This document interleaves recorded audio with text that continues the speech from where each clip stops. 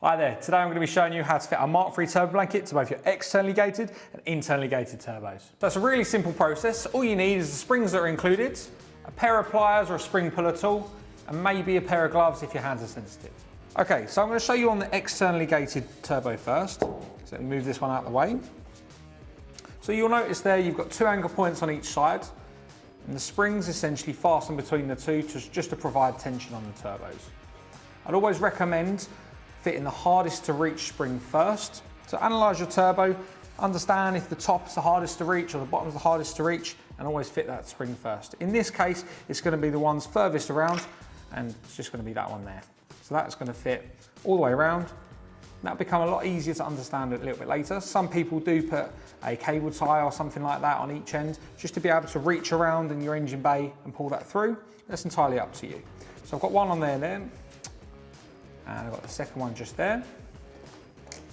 And it's a really simple process. It just sits around the sides of your turbine housing. Okay, so this is a little bit large here, but you get the idea. Our turbo blankets do look big, so don't be alarmed when you pull that out of the packet. They do look big, and that's purely because of how much insulation our turbo blankets do have.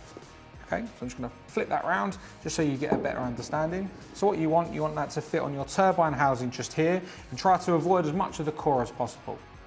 When this is in your vehicle, what you'll notice is you've got your oil feed, return, coolant lines in the middle here. You don't want to cover those up, you want to sit to one side. So sometimes we always recommend it's a lot easier that you fit a turbo blanket after the turbo's fitted to the car. So it's a really simple process. That just goes around here, and I'll be able to show you a close-up of how these springs are fitted.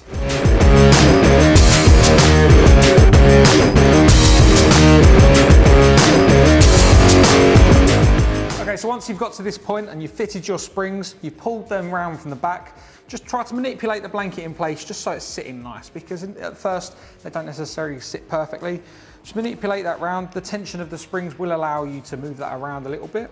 Make sure it's not impeding any of those lines we spoke about earlier. One thing to note, however, sometimes exhausts have a flange on the outside.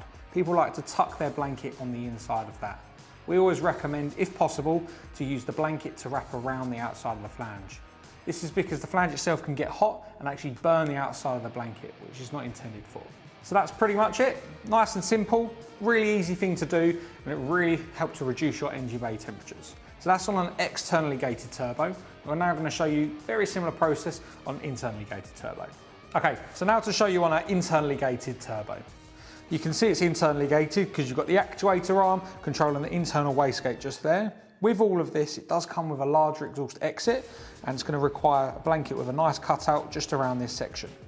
Our internally gated blankets do have a cutout like you see there. They're exactly the same construction throughout. It does allow for the extra movement and the extra space that an internally gated turbo has. But as you can see, this one's a little bit smaller than the last turbo blanket.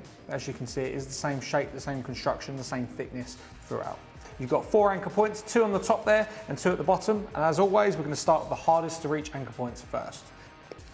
The next important stage is that you just line up, you feed the turbo blanket round and you line up this cutout here with your internal wastegate, and that will look something a little bit like this.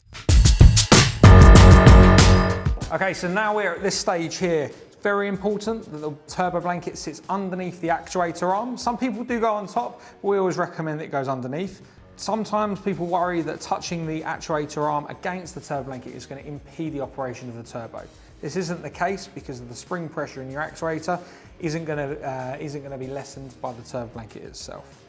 Again, it may look like it's sitting a bit funny right now, but don't worry, once the springs are in place, we can manipulate the turbo blanket so it doesn't impede any operation anywhere else. So now you've got the springs fitted in place. They can be a little bit awkward depending on your turbo, and some people prefer not to use springs in this application.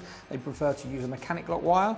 Depends on how the layout is and how much space you've got available. But at this stage, same as the external gate, it's going to really require you just to manipulate that round because you now have that tension from the springs. Manipulate that round so it's not covering any of the oil feed return lines. And you will notice the cutout does sometimes then flare towards the exhaust flange, which is fine, it's not the end of the world.